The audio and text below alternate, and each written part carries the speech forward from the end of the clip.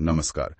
आज हम भगवद गीता के एक बड़े ही दिलचस्प कॉन्सेप्ट पर बात करने वाले हैं।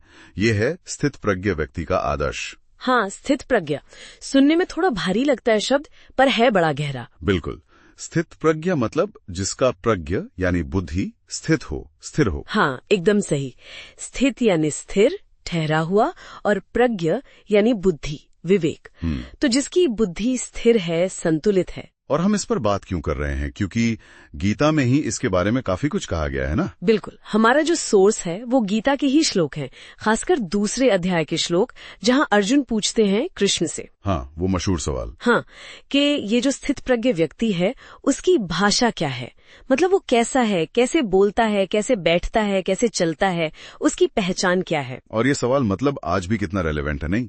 कि कैसे कोई इंसान जीवन के उतार चढ़ाव में, सुख दुख में। बिल्कुल। तो आज की हमारी इस चर्चा में हम गीता के इन्हीं श्लोकों की मदद से समझने की कोशिश करेंगे कि ये स्थित प्रज्ञ अवस्था आखिर है क्या और इसके मायने क्या हैं आज के लिए। बढ़िया। तो कहाँ से शुरू करें? परिभाषा से? हाँ, वो ठीक रहेगा। गीता के श्लोक 255 में श्री कृष्ण सीधा जवाब देते हैं अर्जुन को। वो कहते हैं, प्रजाहति यदा कामान सर्वान पार्थ मनोगतान। ओके। आत्मनेवात्मना तुष्टः स्थित प्रज्ञस्तदोच्यते। अच्छा, इसका मतलब हुआ कि जब कोई इंसान अपने मन की सारी कामनाओं को, इच्छाओं को छोड़ देता है पूरी तरह से। हाँ, जो मन में उठ रही हैं उन सबको, और सिर्फ छोड़ता ही नहीं बल्कि आत्मनेवात्मना तुष्टः यानी वो बाहर सुख नहीं ढूंढता, वो अपनी आत्मा में ही, अपने आप से ही संतुष्ट रहता है। ओह, ये बहुत बहुत गहरी बात है। हाँ, क्योंकि संतुष्टि का सोर्स बाहरी चीजें नहीं है बल्कि अपनी आंतरिक शांति है, एक तरह से इच्छाओं से, अटैचमेंट से मुक्ति।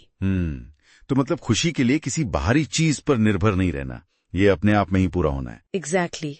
ये अवस्था निष्काम कर्म के अभ्यास से भी जुड़ती है, जिसकी बात हम आगे करेंगे। ठीक है, तो पहले ये समझें कि इस अवस्था वाले व्यक्ति के लक्षण क्या होते हैं, मतलब उसे पहचानेंगे कैसे? हाँ, बिल्कुल। गीता में इसके कई संकेत हैं। जैसे श्लोक 256 कहता है कि ऐसा व्यक्ति दुख आने पर उद्विग्न नहीं होता, मतलब परेशान नहीं होता। दुखेष्वन उद्विग्न मनाः। हाँ, और सुखेशु विगत स्पृहा, सुख की लालसा नहीं रखता, मतलब सुख के पीछे पागलों की तरह भागता नहीं। तो ऐसा नहीं कि उसे दुख या सुख महसूस नहीं होता। हाँ, पर वो उनसे बहता नहीं है, विचलित नहीं होता। बिल्कुल। परिस्थितियों को स्वीकार करता है जैसी भी वो है। और इसी श्लोक में आगे है वीतराग भय क्रोधा, राग, भय और क्रोध, इनसे मुक्त। हाँ। राग यानी आसक्ति, अटैचमेंट, भय यानी डर, और क्रोध यानी गुस्सा। इन तीन बड़े मानसिक उद्वेगों से वो मुक्त होता है। एक तरह का आप कह सकते हैं इमोशनल बैलेंस, इमोशनल रेजिलियंस जैसा कुछ। हाँ, बिल्कुल वैसा ही। ये भाव शून्य होना नहीं है, ये भावनाओं पर नियंत्रण और संतुलन है। सही कहा, ये फर्क समझना जरूरी है। अच्छा, और इस संतुलन के लिए इंद्रियों का नियंत्रण वो भी जरूरी होगा ना, क्योंकि इच्छाएं वगैरह तो वहीं से शुरू होती हैं अक्सर। आपने बिल्कुल सही पॉइंट पकड़ा। गीता का श्लोक 261 है ना, वो कहता है, तानि सर्वाणि संयम्य युक्त आसीत मत परा वशे ही यस्य इंद्रियाणि तस्य प्रज्ञा प्रतिष्ठिता। वशे ही यस्य इंद्रियाणि तस्य प्रज्ञा प्रतिष्ठिता। हाँ, यानी जिसकी इंद्रियां वश में है उसी की बुद्धि स्थिर होती है, प्रतिष्ठित होती है। हमारी इंद्रियां ही तो हमें बाहर की दुनिया से जोड़ती हैं। बिल्कुल। पर अगर वो कंट्रोल में न हो, बेलगाम हो, तो मन को भटकाती हैं, बुद्धि को हिला देती हैं। और आज के जमाने में तो ये और भी मुश्किल है। मतलब इतनी डिस्ट्रैक्शंस हैं चारों तरफ, फोन, इंटरनेट, इंद्रियों को समेटना कितना कठिन है। हाँ, बहुत कठिन। और इसीलिए गीता में 258 में वो कछुए वाला उदाहरण दिया है, बड़ा सुंदर। हाँ, कछुए वाला। यदा संहरते चायम कूर्मो गानीव सर्वशः इंद्रियाणि इंद्रियार्थेभ्यः तस्य प्रज्ञा प्रतिष्ठिता। जैसे कछुआ होता ना, कोई खतरा देखता है या जब जरूरत नहीं होती तो अपने हाथ पैर सिर सब अंदर खींच लेता है खोल में। हाँ, समेट लेता है खुद को। वैसे ही स्थित प्रज्ञा व्यक्ति अपनी इंद्रियों को बाहरी विषयों से, मतलब जिन चीजों की तरफ वो भागती हैं, उनके आकर्षणों से खींचकर अपने अंदर समेट लेता है। वाह, ये तो बड़ा पावरफुल मेटाफर है। अपनी एनर्जी बचाने का, मन शांत रखने का तरीका। बिल्कुल, और ये सीधे सीधे आसक्ति और कामना से मुक्ति से जुड़ता है।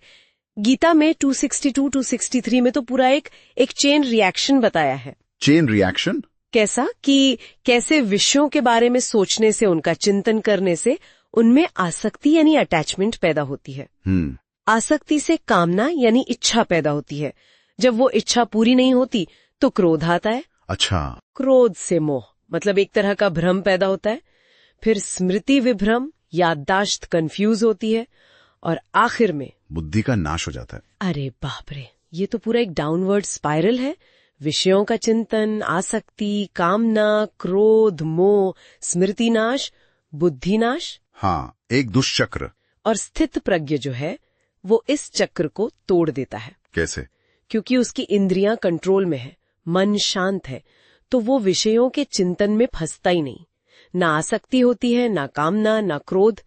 वो इस विनाश वाले रास्ते पर जाता ही नहीं, उसकी बुद्धि स्थिर रहती है। और इसी स्थिरता का, इसी शांति का परिणाम है वो परम शांति जिसका जिक्र गीता 2:70 में समुद्र के उदाहरण से किया गया है। बिल्कुल, बहुत सही जोड़ा आपने। आपूर्यमाणम अचल प्रतिष्ठम समुद्रम आपह प्रविशन्ति यद्वत् तद्वत् कामा यम प्रविशन्ति सर्वे शशांतिमाप्नोति न कामकामी। हाँ, जैसे हजारों नदियां समुद्र में मिलती हैं, पर समुद्र अपनी जगह स्थिर रहता है, उसमें कोई हलचल नहीं होती, वो ओवरफ्लो नहीं होता, वो विचलित नहीं होता। वैसे ही दुनिया भर की कामनाएं, इच्छाएं, परिस्थितियां वो स्थित प्रज्ञ व्यक्ति के मन में आती तो है, पर उसे अंदर से हिला नहीं पाती। वो शांत रहता है, अविचल। वही असली शांति पाता है, वो नहीं जो कामनाओं के पीछे भागता रहता है, कामकामी। एग्जैक्टली, ये आंतरिक स्थिरता है जो बाहरी हवाओं से हिलती नहीं। कमाल है। और आपने शुरू में कहा था कि ये निष्काम कर्म से जुड़ा है। हाँ, इसका बहुत गहरा कनेक्शन है। बल्कि ये कहना गलत नहीं होगा कि स्थित प्रज्ञ की अवस्था एक तरह से निष्काम कर्म का ही नतीजा है, उसका फल है। अच्छा, ये कनेक्शन समझना जरूरी है। निष्काम कर्म मतलब वो गीता का सेंट्रल मैसेज है ना, कर्मण्येवाधिकारस्ते मा फलेषु कदाचन। हाँ, कि कर्म करने में ही तुम्हारा अधिकार है, उसके फल में कभी नहीं। और आगे, माँ कर्म फल हेतुर्भोर माते संगो अस्त्व कर्मणि, कि तुम न तो कर्म के फल का कारण बनो, और ऐसा भी न हो कि कर्म करने में ही तुम्हारी आसक्ति न रहे, मतलब कर्म करना ही छोड़ दो। नहीं, कर्म तो करना है, पर फल की चिंता छोड़कर। हाँ, और ये मैंने किया, ये कर्तापन का भाव, इससे भी मुक्त होना।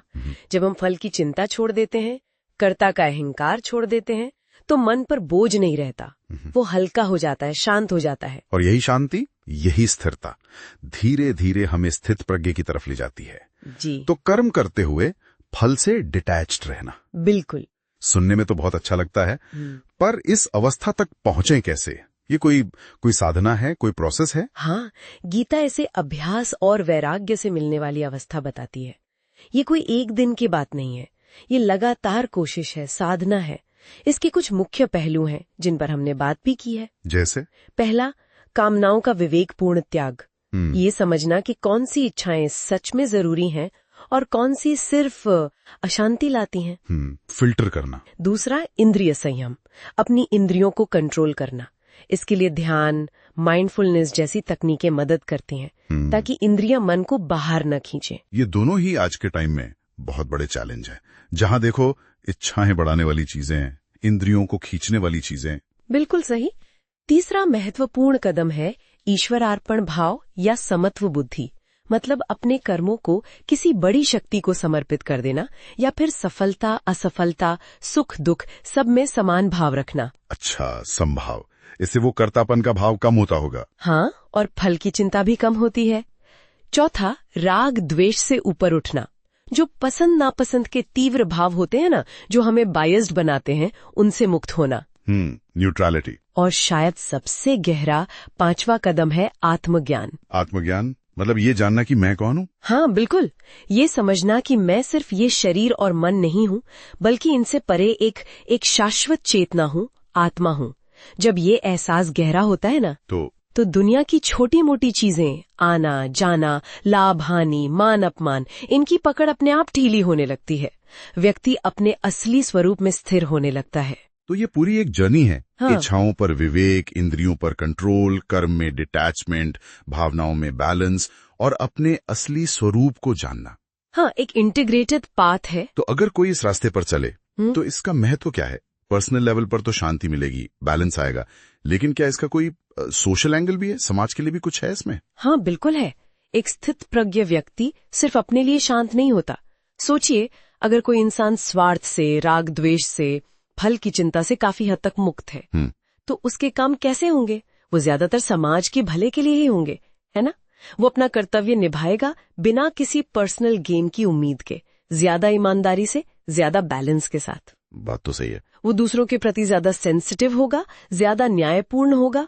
तो एक तरह से वो समाज के लिए एक स्टेबलाइजिंग पॉजिटिव फोर्स बन सकता है। ये बहुत इंपॉर्टेंट पॉइंट है। तो अगर हम आज की पूरी बातचीत को समेटें तो स्थित प्रज्ञ गीता का वो आइडियल है जिसकी बुद्धि स्थिर है, जो मन की इच्छाओं से ऊपर उठ चुका है और अपनी आत्मा में ही संतुष्ट है। बिल्कुल। और ये अवस्था आती है निष्काम कर्म से, इंद्रिय संयम से, समभाव यानी सुख दुख में समान रहने से और आत्मज्ञान के अभ्यास से। हाँ, और इसके मुख्य लक्षण है यही समभाव, इंद्रियों पर नियंत्रण और गहरी आंतरिक शांति। सही कहा। और ये बातें सिर्फ पुराने ग्रंथों की नहीं है। नहीं, बिल्कुल नहीं। आज की जो हमारी फास्ट पेस्ड लाइफ है, इतना स्ट्रेस है, इंफॉर्मेशन ओवरलोड है, उसमें ये सिद्धांत हमें एक इनर एंकर, एक क्लैरिटी दे सकते हैं। हाँ, क्योंकि बाहरी दुनिया को कंट्रोल करना हमेशा हमारे हाथ में नहीं होता, पर अपने मन को साधना, अपने रिएक्शंस को चुनना, ये स्थित प्रज्ञ का रास्ता हमें सिखाता है।